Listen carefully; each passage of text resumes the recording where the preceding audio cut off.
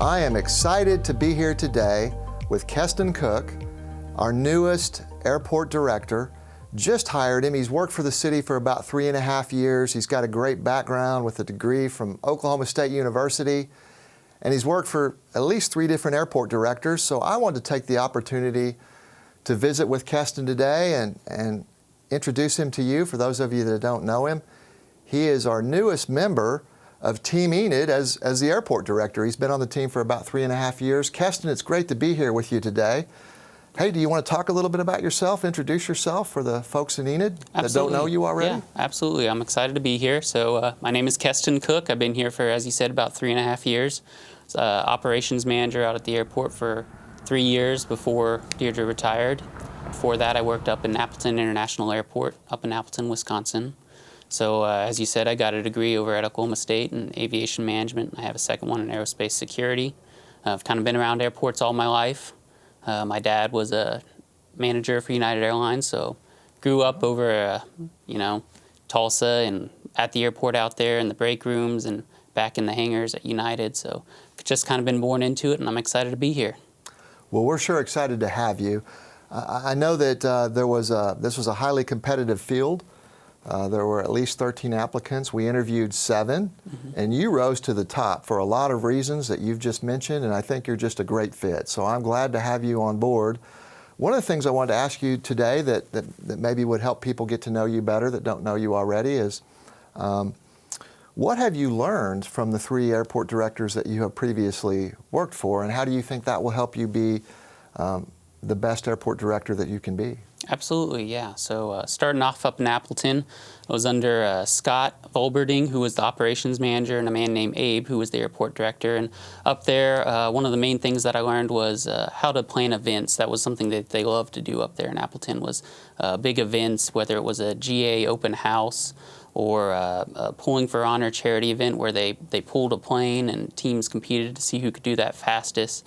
So from them, really, I learned, what goes in behind the scenes of planning an event at the airport, how you do it securely and make sure everyone has fun, but, you stay within the bounds of what the FAA wants. Then from Dan, the airport director that hired me out at Enid, he taught me the ins and outs of an airport, what needs to be done to keep an airport running on a day-to-day operation, especially what was needed at Enid specifically.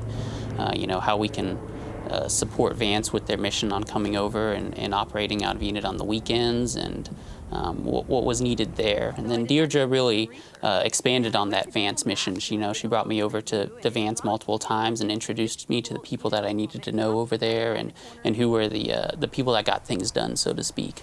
And so that really taught me how to go above and beyond for Vance's mission and really what we could do to support them. Well, that was great, and those experiences have really helped prepare you for this role. But how in the world did you end up in Appleton, Wisconsin as an Oklahoma guy? Yes, so when I graduated college, there's only so many airports in Oklahoma, and I'd love to stay in Oklahoma, but I kind of told my parents, I'll go where the work's at. And so there was a couple of airports that I had interviews with. There was one in Midland, Texas, and then there was one down in Punta Gorda, Florida, and then one up in Appleton. And but between the 3, Appleton just kind of sounded like the funnest place to be, and so that's how I ended up there.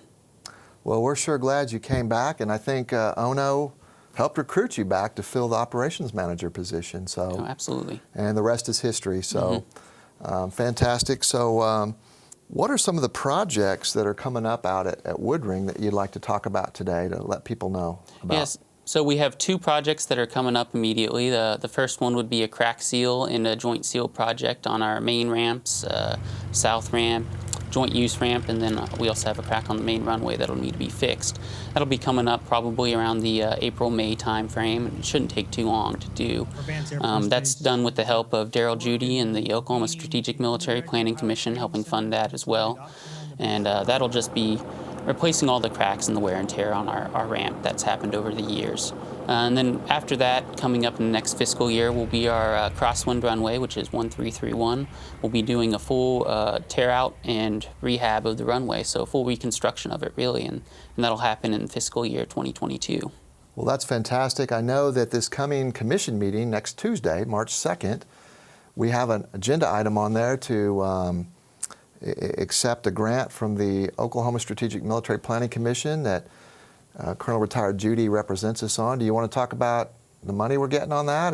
That's exciting. Yeah, absolutely. So it's about a $270,000 project, and with Jerald Judy's help, we got a grant for $130,000 minimum, but there's a chance for that number to even go up even more. But we know for sure that we'll be getting $130,000 from the Oklahoma Strategic Military Planning Commission. Well, that's fantastic. Thank you, Colonel Judy.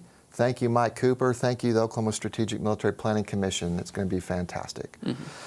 I think the last question that I have for you today is beyond that, what are your goals and objectives for the longer-term future out at the airport? Absolutely. And you know, one of the main goals that I'd really like to achieve, and it's going to be tough, but I'd like to see it, is some new hangars out there. A lot of our hangars out there are pretty old. I was talking to some of our finance people downtown, and I think our newest hangars were in the 80s, and those are the port-to-port styles down at the South Ramp, and you know, those are more of a temporary hangar than anything. And then the last permanent hangar that was built out there was 70s, so you know, quite some time ago. So I'd really like to see some new hangars out there if possible. Barring that, I think something that can be done in the more immediate future, I'd like to, you know, go back and repair some of those hangars that haven't seen some love in a while, maybe get a new roof on a few and put some new paint on some of them. So take a little bit harder focus on getting our hangars, you know, repaired and back up and into some good standing. Well, that's exciting. There's one more question I have for Keston today. It's so great to have him working as the airport director for you out there. I know that there's big plans for economic development out there, and I know that you're working with Lisa Powell and some others on a master plan. Do you have some thoughts about that, to kind of talk to people about the efforts with the city and with the Regional Development Alliance trying to bring some business and industry to the airport? Absolutely. So yeah, we're talking about the industrial park out at the airport, which is kind of on the southeast side. So Lisa Powell is really helping us with that and getting a master plan out there on some hangar layouts, and then getting a foreign trade zone potentially re-updated back out there, and bringing maybe a railroad spur if possible down to just help draw in some businesses, maybe some aviation manufacturing businesses out there, or repair shops if possible. And it's a great marketing tool for the airport to take it to trade shows or up to Oshkosh and show to potential businesses that are interested in maybe moving to Oklahoma and show them what Woodring can provide for them. Okay, well, fantastic. Is there anything else you want folks to know about you? You want to invite them to come out? Are you having any events or anything coming in? Or is it a place to eat? Absolutely. So there's a Barnstormers restaurant out there at the airport. It's wonderful food, got great pies. I highly recommend them.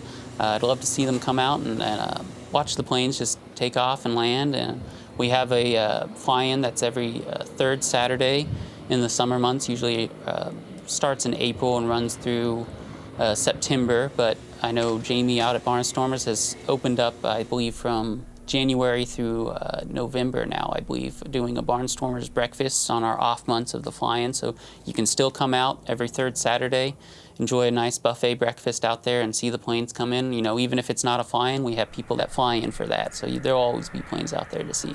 Well, cool. I keep saying one more question. I got one more thought. You know, when I have spare time, which isn't very often, I sit at home and watch reruns of Top Gun. And I think about, I've got the need for speed, but I don't have a motorcycle, I don't have a plane. But if I wanted to learn how to fly, what would I do? What do you recommend? So absolutely, feel free to call out to the airport. We get them all the time, and we'll direct you to the two flight schools that we have out there, ran by Tim Benham, who runs Aviators Wing, and then we have Bill Blanc, who runs Aero Club of Enid. And we'll be happy to get you in touch with them, and they really know the specifics of their business, but we're happy to get you their phone numbers and make sure that you can come out there and learn how to fly. We'd love to see you. Well, thanks a bunch. Enid, I want you to have a chance to meet the newest airport director for Enid. We're very proud and fortunate to be working with Keston Cook, and come see him sometime. Absolutely. Thank you.